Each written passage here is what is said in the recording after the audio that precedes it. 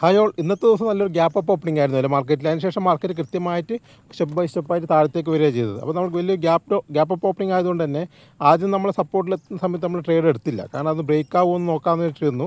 പക്ഷേ അത് രണ്ടാമത് ബ്രേക്ക് ആയപ്പോൾ ഏകദേശം ഈ ലെവലെത്തി നമ്മൾ ബ്രേക്ക് ആയിരുന്നില്ല. ആ സമയത്ത് നമ്മൾ ട്രേഡ് എടുത്തിരുന്നു. അത് സ്റ്റോപ്പ് ലോസ് അടിക്കുക ചെയ്തത്. അത് കാരണം ചെറിയ സ്റ്റോപ്പ് ലോസ് നമ്മൾ വെക്കുന്നില്ല, കൃത്യമായി സ്റ്റോപ്പ് ലോസ് അടിച്ചു. അതിനുശേഷം വീണ്ടും ബ്രേക്ക് ചെയ്തതിൻ്റെ ഈ കൺസോൾട്ടേഷൻ കഴിഞ്ഞ ശേഷമാണ് പിന്നെ രണ്ടാമത് ട്രേഡ് എടുത്തത്.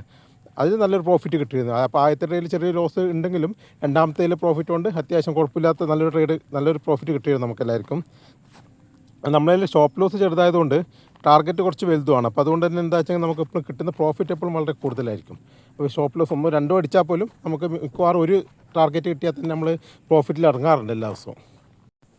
നാളത്തെ പ്രധാനപ്പെട്ട ലെവലുകൾ പറഞ്ഞാൽ സപ്പോർട്ടായിട്ട് വരുന്നത് 24,700, പിന്നെ 24,600, അതിന് താഴെ 24,550 മുതൽ 530 വരെ റേഞ്ച് ഉണ്ട്. പിന്നെ 24,470 ആ റേഞ്ചും കൂടി ഉണ്ട്. റെസിസ്റ്റൻസ് ആയിട്ട് വരുന്നത് പ്രധാനപ്പെട്ടത് 24,760, പിന്നെ 24,850, പിന്നെ 24,950, പിന്നെ 25,000. ഇത്രയാണ് പ്രധാനപ്പെട്ട റെസിസ്റ്റൻസ് ആയിട്ട് വരുന്നത്. അതായത് നാളെ മാർക്കറ്റ് ഒരു ഗ്യാപ്പ് ഡൗൺ ഓപ്പണിംഗ് ആണെങ്കിൽ നമുക്ക് അടുത്ത റെസിസ്റ്റൻസിലെത്തുമ്പോൾ ഡൗൺ സൈഡിലേക്ക് ട്രേഡ് ചെയ്യാം. അല്ല, ചെറിയ ഗ്യാപ്പ് അപ്പ് ഓപ്പണിംഗ് ആണെങ്കിൽ ഒരു ഡൗൺ സൈഡിലേക്കാണ് ഞാൻ പ്രതീക്ഷിച്ചെങ്കിലും അത് താഴേക്ക് വന്ന് 24,750 ഒക്കെ എത്തുമ്പോൾ റിവേഴ്സിൽ കാണിക്കുന്നുണ്ട്. നമുക്ക് അപ്പ് സൈഡിൽ ചെറിയ ട്രേഡ് കിട്ടാൻ സാധ്യതയുണ്ടെങ്കിലും ഡൗൺ സൈഡിലേക്ക് തന്നെയാണ് ഞാൻ കൂടുതലായിട്ട് ഫോക്കസ് ചെയ്യുന്ന ആളെ. പിന്നെ ഒരു സൈഡ് വൈസ് ഓപ്പണിംഗ് ആണെങ്കിൽ നമുക്ക് എന്നത്തെ പോലെ ഏത് ഭാഗത്തേക്കാണ് ബ്രേക്ക് ചെയ്യുന്നത് ആ സൈഡിലേക്ക് നമുക്ക് ട്രേഡ് എടുക്കാം. ഇതൊക്കെയാണ് നാളത്തെ എൻ്റെ പ്ലാൻ.